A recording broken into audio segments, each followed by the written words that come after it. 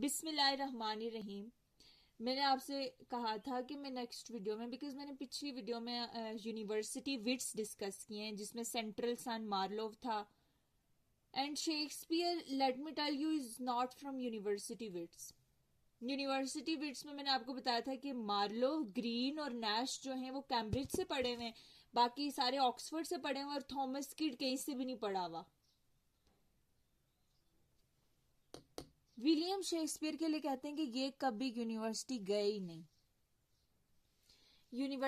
अब ये डिबेट भी चलती है, क्रिटिसिज्म चलता है कि एक बंदा जिसने सोनेट 154 लिखी हुई है, सोनेट के 14 लाइनों की एक पोम होती है, 154 सोनेट्स लिखी हुई हैं, 37 ड्रामाज लिखे हुए, नैरेटिव पोम्स 2 लिखी हुई हैं, ऐसा बंदा हाउ इज इट पॉसिबल कि वो यूनिवर्सिटी नहीं गया? तो ये जो है ये डिबेट्स चलती हैं इस पे। कुछ लोग तो ये कहते हैं कि विलियम शेक्सपियर और मार्लोव एक ही थे। वैसे मैं तो ये नहीं मानती कि एक थे। कुछ लोग कहते हैं। डेट ऑफ बर्थ भी दोनों की सेम है, मार्लोव की भी शेक्सपियर की भी। अच्छा, शेक्सपियर काफी जगहों पर इसके सिग्नेचर लिखे हुए मिले, कहीं इसने किसी तरह किए हुए, कहीं इसने किसी तरह किए हुए। शेक्सपियर के स्पेलिंग भी ठीक से नहीं लिखे हुए। एंड पीपल से कि जो बंदा अपने सिग्नेचर ठीक से नहीं कर सकता वो कैसे इतना सब कुछ लिख सकता है। What ever the case is, पहली चीज हमने ये बतानी है अपने व्यूअर्स को कि इसका दूसरा नाम बार्ड ऑफ एवन है। बार्ड का मतलब पता होना चाहिए पोएट। एवन जो है वो जगह थी जहां पे ये पैदा हुए थे, इसलिए इसको poet of Avon, bard of Avon कहते हैं। क्लियर? ये मैंने आपको बातों बातों में बता दिया। सोनेट्स कितने लिखे हैं, ड्रामा कितने लिखे हैं, नैरेटिव पोम कितने लिखे हैं। 2 नैरेटिव पोम्स के नाम है, स्पेलिंग बोल रही हूँ क्योंकि यहाँ पे मैंने बहुत अजीब सा लिखा हुआ है, VENICE and Adonis, ADONIS, Adonis. एक ये हो गया। रेप ऑफ LUCRECE, ये आप नोट कर लें, प्रोनाउंसिएशन भी अच्छे से चेक कर लें। ये हो गया। उसके बाद ये वाला केस खत्म हो गया। ओके, ड्रामाज रहते हैं जिनको मैं अलग अलग से भी डिस्कस करूंगी, जो कि बहुत ज्यादा फेमस हैं, जैसे रोमियो एंड जूलियट, मैकबथ है, हैमलेट है, और कौन कौन से, अ मिडसमर नाइट ड्रीम है, 12th नाइट बहुत इंपॉर्टेंट कॉमेडी है। तो इस तरह से जो भी इंपॉर्टेंट है I will discuss it. Othello बहुत इंपॉर्टेंट है। सोनेट्स जो हैं ये भी मैं बताऊंगी। सोनेट्स को तो अलग से टॉपिक है ना, ये देखिए सोनेट्स है ना अलग से डिवाइड हुई हुई है। 154 है, 3 हिस्सों में डिवाइड है। 1 से लेके 126 तक की सोनेट्स को फेयर यूथ कहा जाता है। जब ये फेयर यूथ था, लाइक ये यंग था, इस तरह से याद रख लें, ऐसा कुछ नहीं था, याद रखने के लिए बता रही हूँ, निमोनिक बता रही हूँ, जो कि मैं अक्सर बताती हूँ कि जब ये यंग था तब इसने 126 तक पोम्स लिखी। जब इसको एक लेडी मिली, डार्क लेडी, जब ये जवान था उसके बाद, तो उसने 152 तक लिखी। और लास्ट वाली आपने ऐसे ही याद रख लेना, क्यूपिड। 2 ही इसमें आती हैं सोनेट्स, 153, 154, 2 सिर्फ सोनेट्स आती हैं इसके अंदर। क्यूपिड जब याद रखेंगे ना, और आप फेयर यूथ याद रखेंगे तो दरमियान वाली खुद याद हो जाएगी। क्लियर? पहले वो यूथ था, यंग था, डार्क लेडी मिली उसकी, क्यूपिड तो आपने ज़हन में, बहुत इजी है, बहुत इजी है। क्यूपिड और 2 हैं, इसको मैं अलग से डिस्कस करूंगी। क्यूपिड में पहले 2 डिस्कस करूंगी, उसके बाद मैं आपको थोड़ी थोड़ी फेमस बताऊंगी, मैं अलग से डिस्कस करूंगी इसको। और शेक्सपियर के 4 पीरियड्स को डिटेल में मैं डिस्कस करूंगी। उससे पहले बेन जॉनसन की एक सेइंग है जो कि अक्सर पूछी जाती है कि Shakespeare is not for one age but for all. ये किसने बोली थी? बेन जॉनसन ने। ये याद रखनी है।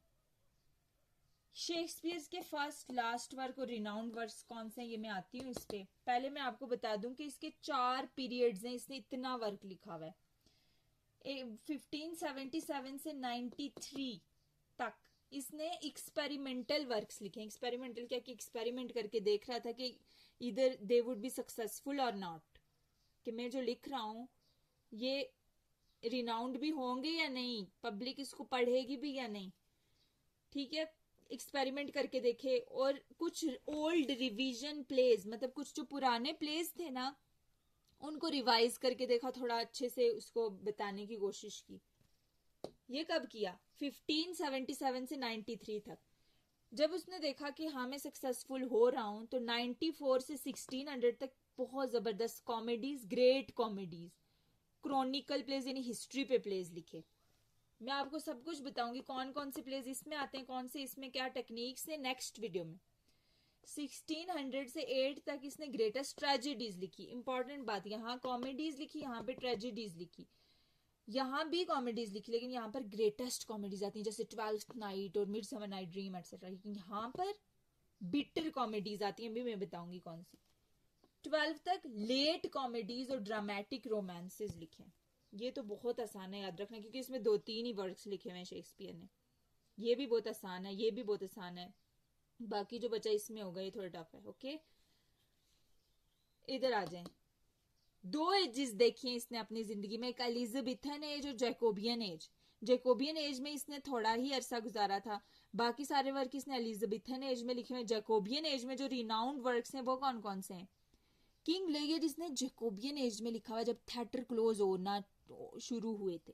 मैकबथ, टेम्पेस्ट, इतने इंपॉर्टेंट वर्क। ये फर्स्ट 2 तो बहुत इंपॉर्टेंट है, सेकंड थर्ड भी है।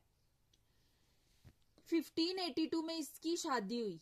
किससे हुई? एनी हाथावे से, जिससे इसको 3 बच्चे थे। बैड थिंग जो हुई थी उसके साथ, सुसामा इसकी जो बेटी थी ना, वो इलेजिटिमेट थी। जो शादी से पहले से इसकी जो एनी हाथावे है ना, वो प्रेग्नेंट थी। 6 महीने बाद सुसामा होती है इसको। डेट्स नहीं बता रही हूं अभी, डेट्स अगली वीडियो में। बाद सुसामा होती है इसको, डेट्स नहीं बता रही हूं अभी, डेट्स अगली वीडियो में। हैमनेट और जूडिथ इसके 2 ट्विंस बच्चे थे, लेकिन हैमनेट की 11 साल बाद डेथ हो गई थी। इसी की याद में जो प्ले हैमलेट है वो शेक्सपियर ने लिखा है। जूडिथ जो थी वो लड़की थी, वो जिंदा रही थी। ये कैसे याद रखना है? थोड़ी सी डेट्स बता रही हूँ ना जो इजी टू रिमेम्बर है। 82 पीपल से इन आवर लैंग्वेज मैरिज को ब्याह कहते हैं, तो 82 जो है इसमें इसने शादी की। Simple, clear. अब लास्ट पे आ जाते हैं इस चीज पे, लेकिन उससे पहले ये एक्चुअली शेक्सपियर एक्टर बनना चाहता था, लेकिन बन क्या गया? राइटर। एक्टर भी था इसने बहुत सारे, जैसे हैमलेट प्ले है ना, इसके अंदर इसने गूस्ट का रोल प्ले किया हुआ खुद, तो इस तरह से कि एक्टर भी था, लेकिन ज्यादा रिनाउंड ये राइटर बन गया। अपनी ड्रामा कंपनी फिर खोल दी, इसमें सक्सेसफुल हो रहा था, तो लॉर्ड चैम्बरलेन्स मैन और किंग्स मैन भी इसको कहते हैं। और रिमेंबर कि मैं इसकी डेट्स अभी नहीं बता रही हूँ। पहला प्ले इसने लिखा जिसके लिए कहा जाता है हेनरी 6 पार्ट 2। फर्स्ट ट्रेजेडी जो है वो टाइटस एंड्रोनिकस है। फर्स्ट कॉमेडी जो है कॉमेडी ऑफ एरर है। ग्रेटेस्ट प्ले हैमलेट है, सबको पता है, जो इसकी इसने याद हैमलेट अपने बच्चे की याद में लिखा था। लॉन्गेस्ट प्ले भी हैमलेट है, ग्रेटेस्ट ट्रेजेडी भी हैमलेट है। शॉर्टेस्ट ट्रेजेडी मैकबथ है। Shortest comedy comedy of error है। लॉन्गेस्ट ट्रेजेडी आपको पता है हैमलेट ही है। Longest comedy loves labours lost है, ये ना भूलना। एल से लॉन्गेस्ट, एल से loves labour lost. Shortest play जो है वो कॉमेडी ऑफ एरर है। शॉर्टेस्ट कॉमेडी भी फिर यही हुई। लॉन्गेस्ट प्ले हमें पता है, लॉन्गेस्ट ग्रेटेस्ट सारा कुछ हैमलेट ही है, और ये हो गया। बहुत आसानी से मैंने आपको बताने की कोशिश की। अगर आपने ठीक से सुना है तो मुझे नहीं लगता कुछ भी याद रखने की जरूरत होगी, सिवाय इसके कि 1 से 126 तक फेयर यूथ में आती हैं, आखिरी 2 इसमें आती हैं, तो बाकी दरमियान में जो बची वो डार्क लेडी में आती हैं। Clear? Thank you so much. Next हम डिस्कस करेंगे इसको और डिटेल में। सिर्फ 2 लेक्चर्स लूंगी, इस पूरे को क्लियर कर दूंगी, उसके बाद नेक्स्ट प्लेज और उसके कैरेक्टर्स को डिस्कस करेंगे जो इम्पोर्टेंट है। Thank you.